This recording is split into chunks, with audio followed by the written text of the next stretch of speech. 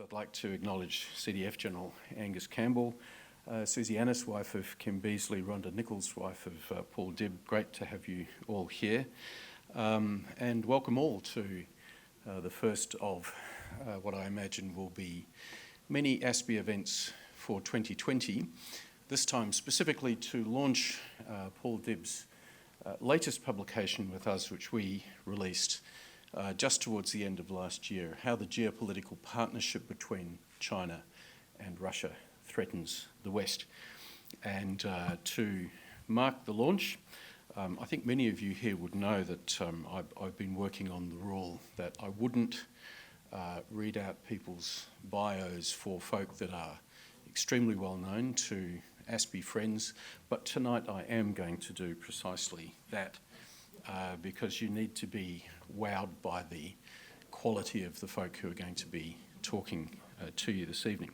The Honourable Kim Beazley was installed, I love that phrase, Kim, installed as Governor on the 1st of May, Governor of Western Australia, 1st of May 2018, the 33rd Governor of the state. Mr Beazley was born in Subiaco and completed 2 degrees at the University of Western Australia. Prior to becoming Governor, Mr Beazley had a distinguished record of service to the public, to leadership and to representation of Australia. Kim, I like to think that your most distinguished role was to be Distinguished Fellow at ASPI 2016 to 2018, a position I know the Governor was most reluctant to leave. But in addition to that ASPI service, he served for nearly 3 decades in the Australian Federal Parliament and for a period of 6 years as Ambassador to the United States of America from February 2010 to January 2016. In the Hawke and Keating Labor governments, Kim held at various times the portfolios of Defence, Finance, Transport and Communications, Employment, Education and Training, Aviation and Special Minister of State. From 1995 to 1996, Mr Beazley served as Deputy Prime Minister and Leader of the Australian Labor Party, and he was Leader of the Opposition from 1996 to 2001 and 2005 to 2006. In 2009, Kim was awarded the Companion of the Order of Australia for services to the Parliament of Australia through contributions to the development of government policy in relation to defence and international relations as an advocate for Indigenous people and for service to the community. And Kim will launch Paul's publication. Paul is Emeritus Professor of Strategic Studies and Chairman of the Strategic and Defence Studies Centre in the College of Asia and the Pacific at the Australian National University. He was head of the Strategic and Defence Studies Centre from 1991 to 2003. His previous positions include Deputy Secretary for Strategy and Intelligence and Defence, Director of the Defence Intelligence Organisation and Head of the National Assessments Staff in the National Intelligence Committee. Paul is the author of 5 books and 4 reports to government, as well as more than 150 academic articles and monographs about the security of the Asia-Pacific region, the US alliance and Australia's defence policy. Of course, Paul wrote the 1986 Review of Australia's Defence Capabilities, the famous Dibb Review, and he was the primary author of the 1987 Defence White Paper. And he was awarded a PhD for his book, The Soviet Union, the Incomplete Superpower, published in 1986. So, a stellar gathering for this evening.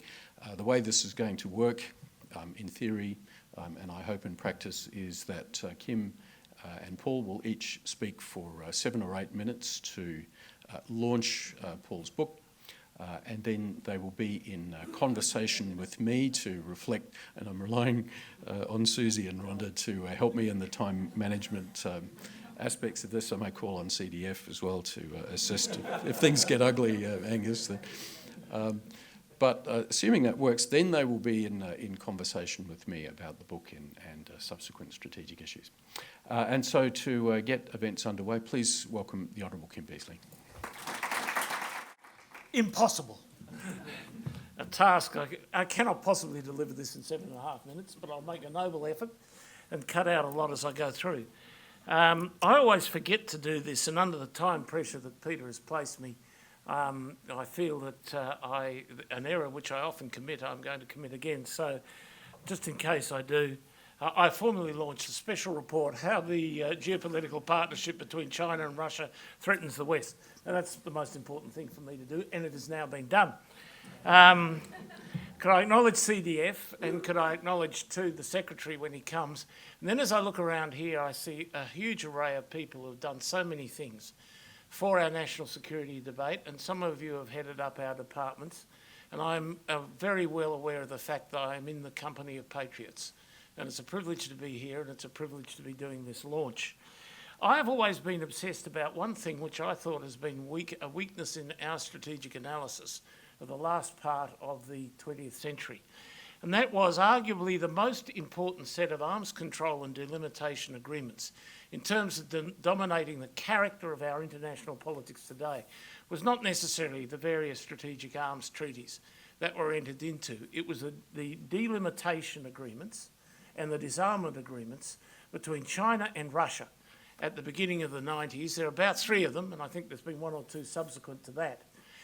Those completely changed the border, which had seen a serious war emerge between Russia and Soviet Union and China in 1969, and it stood down basically the Chinese armed forces. They had had a focus on medium-range nuclear missiles, ballistic missiles, for deterrence purposes and maybe for use, and they had a massive focus on ground forces, and they were all pretty well up there. What that permitted over the course of the next 10 years, that delimitation, was the shift of the weight of Chinese strategic effort from the northwest to the south and east. And when they went to the south and east, it completely changed the Chinese force structure. Changed it to maritime, changed it to air-based, changed it to ballistic missiles for conventional purposes, and the primary object in defining their force structure was how they kept the Americans stiff-armed. Now, as the Americans and the Chinese to that point in time have been enormous friends, this was an extraordinary change. And a lot has flowed from that since. So the rapid technological change in Chinese military capabilities has largely been focused on those technologies which dominate their approaches.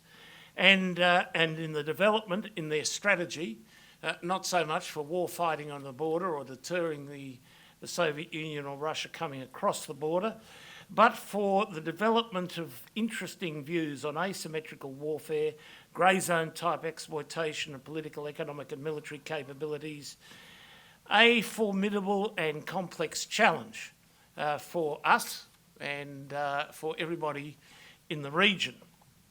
So that in many ways is the backdrop to the things that Paul is handling in the course of this report. There was one thing in that whole set of episodes which is worth reflecting on. Deng Xiaoping, when he was present when he didn't hold a position, but he was present when they signed off all those agreements, said this thing to the Russians. He said, this recognises the border.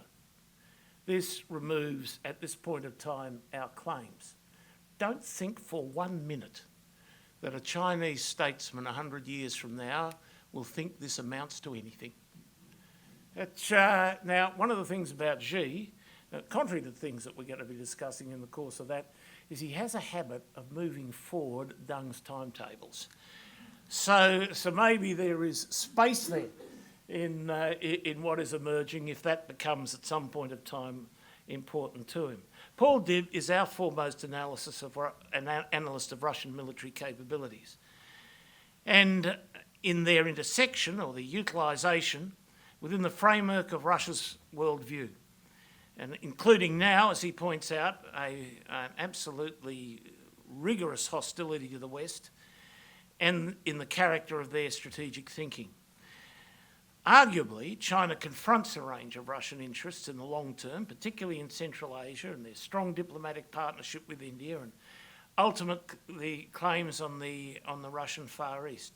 But there is empathy between Xi and Putin, and Paul argues permits immediately a shared interest in the possibility of seriously challenging of a Western a Western-dominated international system, at least philosophically dominated international system, aided by contemporary Western and likely for some time Western disarray, and opportunities emerge for a military component of resolution of border issues, in particular in our area, the outstanding issues in relation to Taiwan and other offshore islands. And all of this entails the possibility of serious miscalculation. Actions which challenge the viability of the Western alliance systems, and on Russia's part, the evolution of strategies or tactics reincorporating the prospect of the use of limited nuclear capabilities. Now, Paul is going to speak on all of this, and I cannot possibly do him justice. He has vastly more expertise in this area. And as I said, at least as far as the Russian component I was concerned, welcome Secretary, totally unchallenged by any other thinker in this country, at least in the public domain. Well, most concerning for us in this publication is the challenges he identifies for us in the character of our strategy and our diplomacy in the broad area of our strategic interests, our alliance relationship with the United States, and in particular for us, the possibilities of what might be involved with us in the case that Taiwan is put in play, put on the board.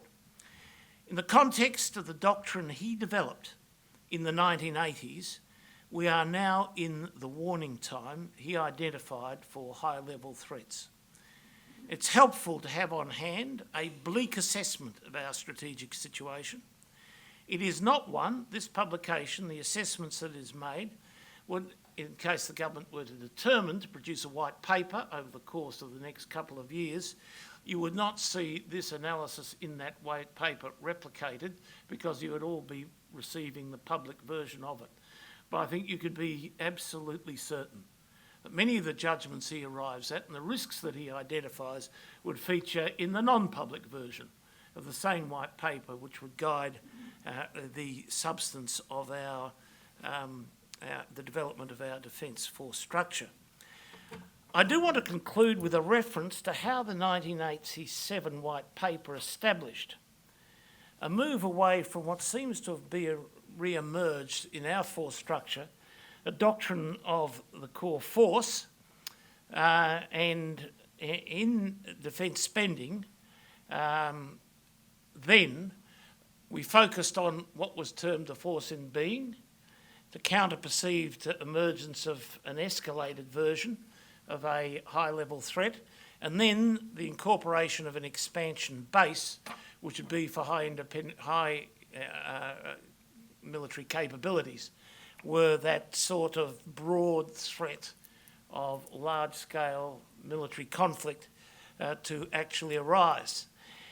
I just was thinking how lucky I was as Defence Minister of Australia at that point of time. I was lucky in Paul because he could actually articulate what was the real strategic situation confronting us and work through the disciplines we needed to get the force structure in place for what we immediately had to deal with. I was lucky on that. I was lucky also in the amounts of money available. We received in that period of time 2.3% of GDP. We also were allowed a 3% real growth.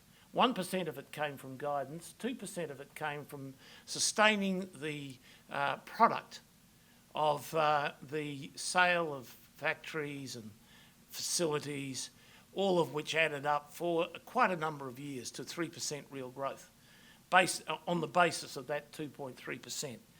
Had we been persisting with 2.3% since that point of time, we would have been spending $5 billion a year more on defence. If we were now at 2.3%, we would be spending $5 billion a year more now.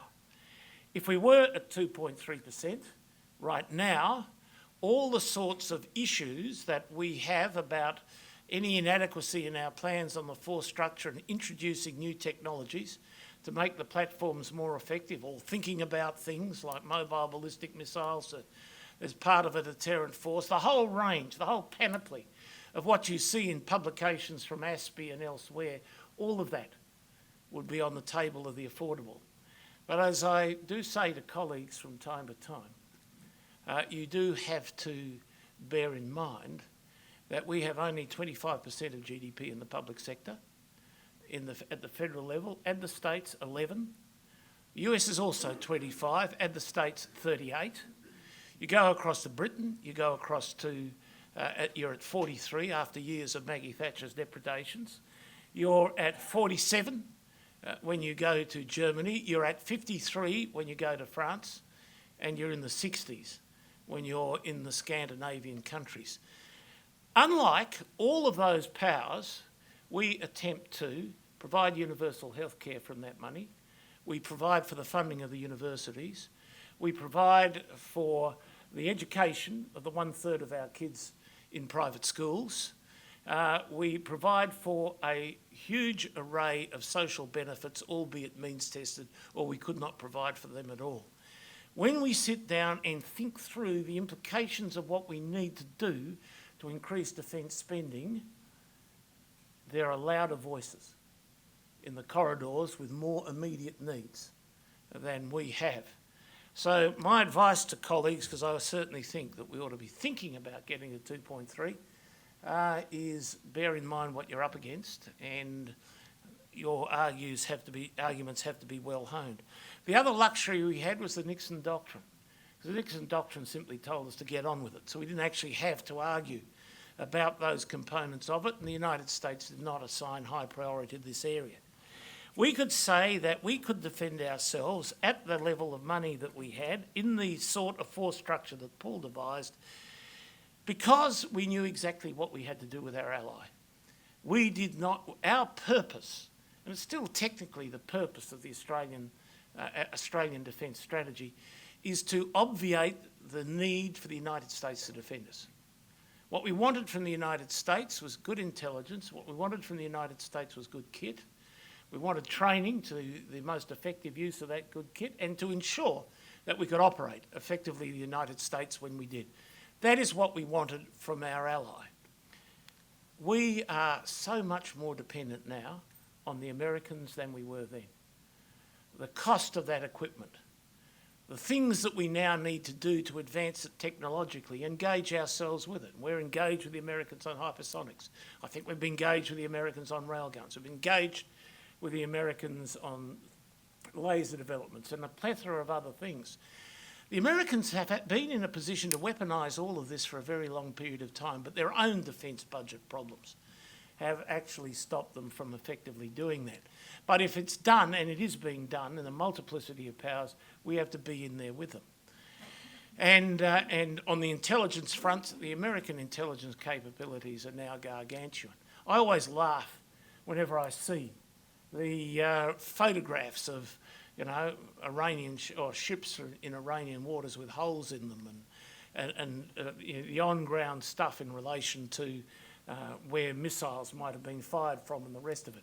Frankly, I do know American photos, and those photos are laughable.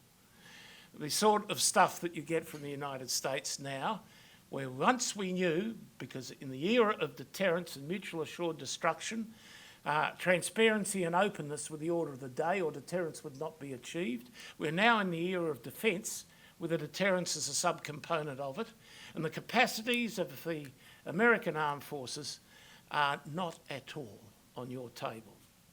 And the ways in which we do things with them are not at all on your table.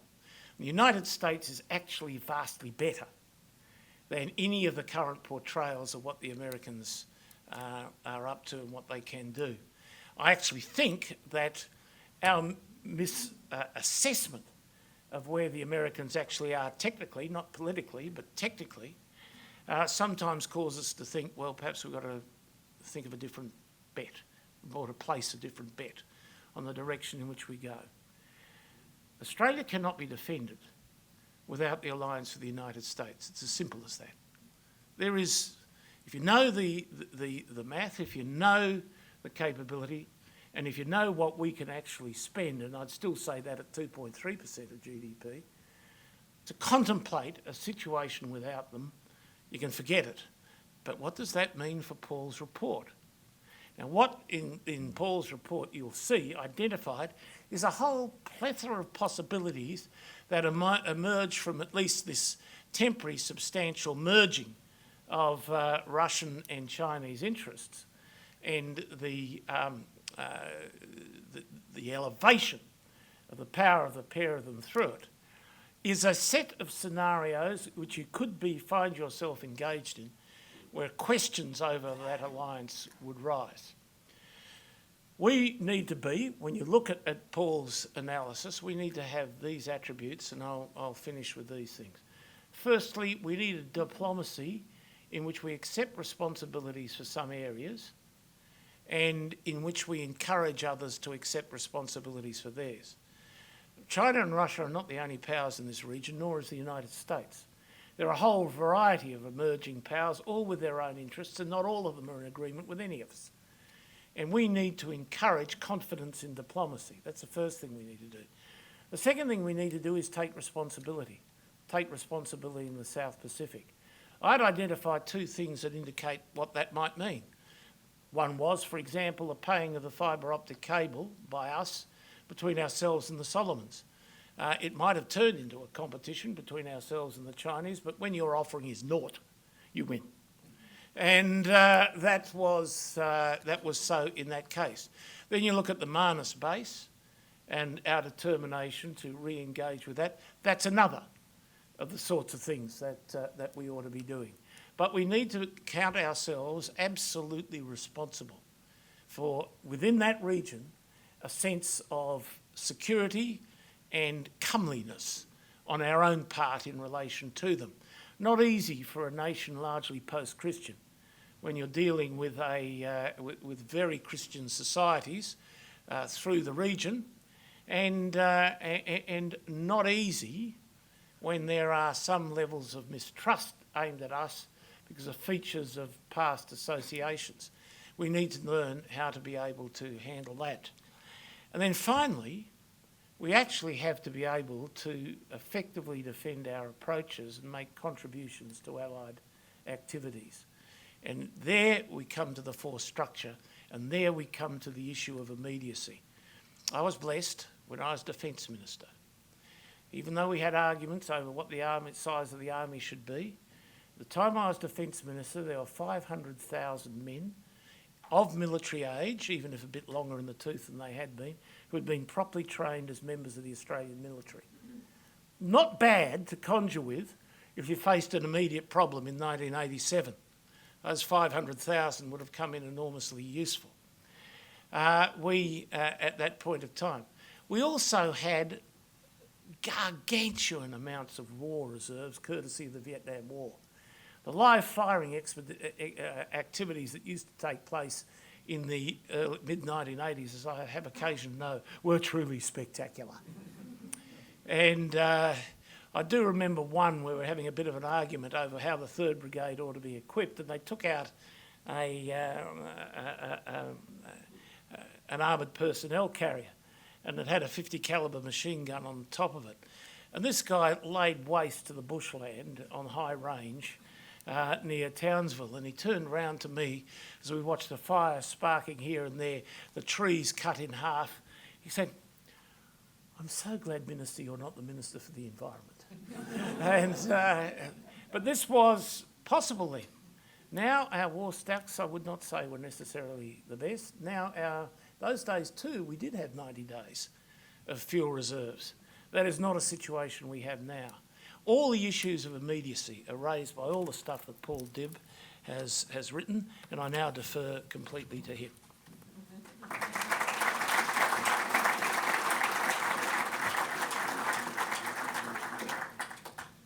Well, Mission Impossible, 7 minutes and 20 seconds. Castro himself. Secretary CDF, former Secretary of Defence, Dr. Alan Hawke, my close friend, Doug Keane from ONI, Steve Merchant, the co-author of the Independent Intelligence Review, other friends and colleagues. When I first met Kim formally at the end of '84, when he offered me the job to be his ministerial consultant, do you know how old he was? He was 36. The Minister of Defence was 36, and I was 45. I just want to very briefly touch on 3 issues. Is this relationship an alliance, first? Second, some summary points for those of you who haven't had a chance to read it. And third, very quickly, implications for Australia. No, it's not an alliance, although the eminent American historian in the Wall Street Journal a few weeks ago, Walter Russell Mead, called it a deepening alliance. Xi Jinping describes the bilateral relationship as being at its best in history.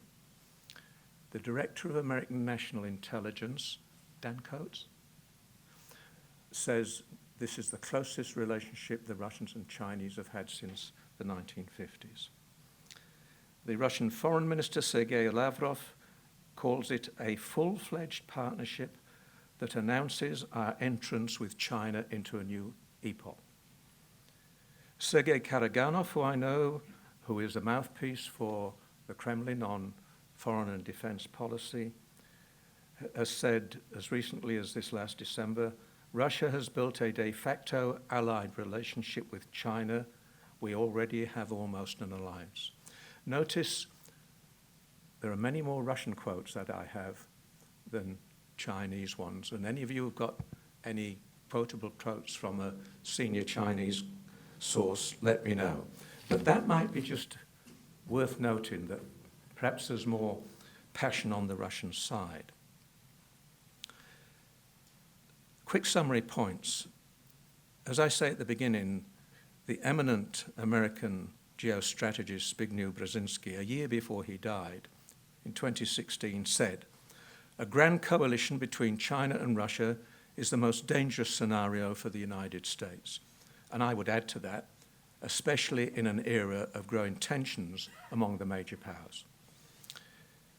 He pointed out that such a grand coalition would be united not by ideology, but by complementary grievances, and that averting this contingency, he said, would require a display of US geostrategic skill on the western, eastern, and southern perimeters of Eurasia simultaneously. Well, frankly, I have no expectations of that. In the publication, I note that China and Russia share a common attitude of disdain towards the West. Putin calls Europe morally weak, and what he sees in Brexit can only encourage his views about weakness. Xi Jinping is of the view that he, China, with his model of communist capitalism, or capitalist communism if you prefer, has a model that is much more successful than the current disarray of Western politics and leaders, and that this is a product that he and his foreign minister talk about exporting. This is not exporting communism, it's exporting this quaint form of authoritarian state capitalism. As well as sharing common grievances about the West, China and Russia, the evidence shows, now share an increasingly close relationship, as I've mentioned, especially militarily, which if it continues, if it does, will challenge the system of American alliances in both Asia-Pacific and Europe. Russia now is supplying advanced military equipment which it refrained from doing in recent years. We're thinking about the S-400, probably one of the best air defense systems in the world, quiet, modern diesel-electric submarines, not nuclear, high-performance military aircraft. Remember, China still struggles to make jet engines, and increasingly potent standoff missile systems, both air-to-ground, supersonic anti-ship missiles, and the most recent one, in December, I think it was this last year, Putin announced that Russia will build a ballistic missile defense radar system. That is a serious issue. China has done naval exercises in the Baltic Sea with Russia. Where? The Baltic Sea. Russia, July last year, for the first time, 2 nuclear-capable Chinese bombers, 2 nuclear-capable Russian bombers, with a Russian airborne early warning aircraft, rendezvoused together precisely over the East China Sea, and then proceeded to challenge the airspace claimed by both Japan and South Korea over the Dokdo Island. As a result, the South Koreans scrambled F-15s, and after 3 tries, according to the press, fired off 380 rounds of tracer bullets, obviously not at the aeroplanes, but as a warning. And it's those sort of actions that can lead to misjudgment. And of course, the Japanese immediately said to the South Koreans, this territory is ours. And I wondered whether in both Beijing and Moscow that was the deliberate part of the exercise. I just wonder. Don't get me wrong, Beijing and Moscow are well aware of the military strength of the United States. But they're also well aware, as was stated by Mattis in the Defense Doctrine 2 years ago, that unlike in the Cold War, America can no longer fight 2 major regional wars simultaneously. It can fight one and a holding operation elsewhere. And in the publication, as an irresponsible academic, I sort of chanced my arm. You know, what is the prospect of coordination? The coordinating, it's one thing to coordinate in exercises and so on, and do meetings in midair. At the very least, we need to monitor extremely seriously with our intelligence capabilities whether Russia and China are going to get closer together. The final summary point I want to make quickly is both China and Russia, let us note, have territorial ambitions. China, in a more sophisticated way, has used coercion to effectively militarize the South China Sea. And by the way, it's brought military power 1,300 kilometers from Hainan to Australia's northern approaches. That is a highly relevant issue.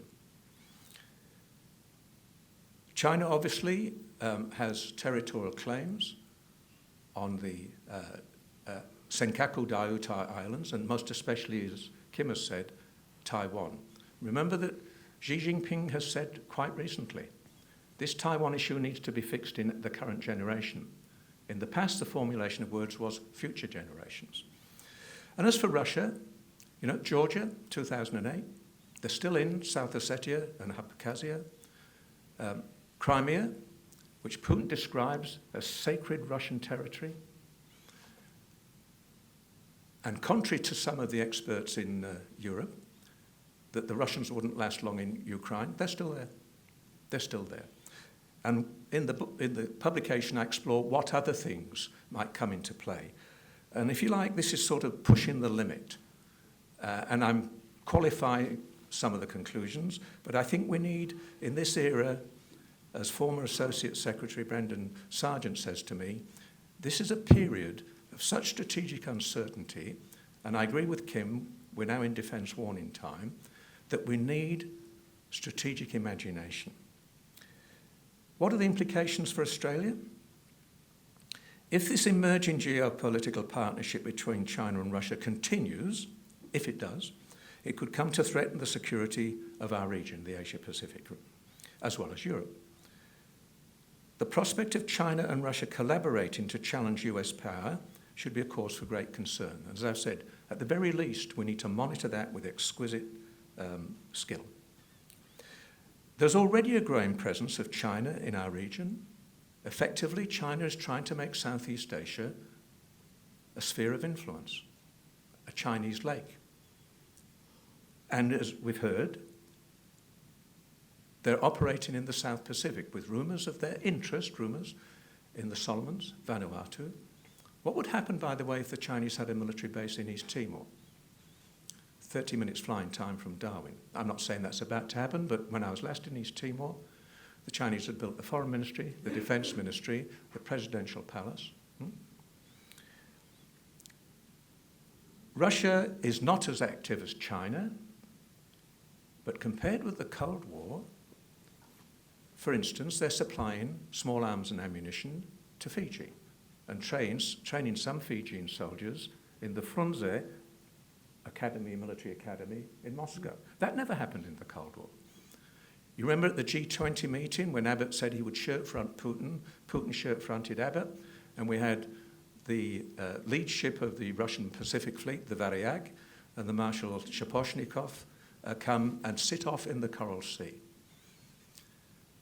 Less than 2 years ago, if my memory serves me correctly, 2 Russian strategic Tu-95 bombers out of the base at Ukrainka, west of Khabarovsk, were refueled and landed at Biak in West Papua. They then did an 8-hour so-called navigation mission, and I'm not privy to precisely where they went, but one can guess. That never happened in the Cold War. So at the very least, I'm saying to the intelligence community and the policy community, we need to take it seriously, and we need detailed evidence of growing military collaboration, transfer of high technology weapons, which, if they continue on, will erode our margin of technological advantage, which has been one of our key platforms in successive defence white papers. It's been happening with the Chinese, but if the Russians are helping the Chinese to be even better, that is a serious issue. And I think we need to pool resources and exchange information with countries in the region that know both China and Russia, such as, for example, Japan and India, part of the quadrilateral. We, of course, need to gather evidence of any growing differences and tensions between China and Russia. Kim is right. In the past, if you'd asked me, would this sort of relationship work, I would say, hey, the Russians ethnically, culturally, do not get on with the Chinese. In an email to me recently from a former KGB resident, who shall remain nameless, he has said to me, hey, we're not Chinese. He doesn't like queuing up in the airport in Rome and all that sort of silly stuff. More seriously, as Kim said, there's the issue of the so-called unequal alliances. So, you know, this document, let me stress, is chancing my arm, looking at strategic imagination, and the sort of last question I would raise for you to think about is, how far will the relationship go? And will it succumb to historically strained relations between 2 very different powers, ethnically and culturally? At present, I don't see that happening. It may be a partnership, a quasi-alliance of convenience, but they share this common attitude to the West and encourage them themselves to do something about it. Thank you.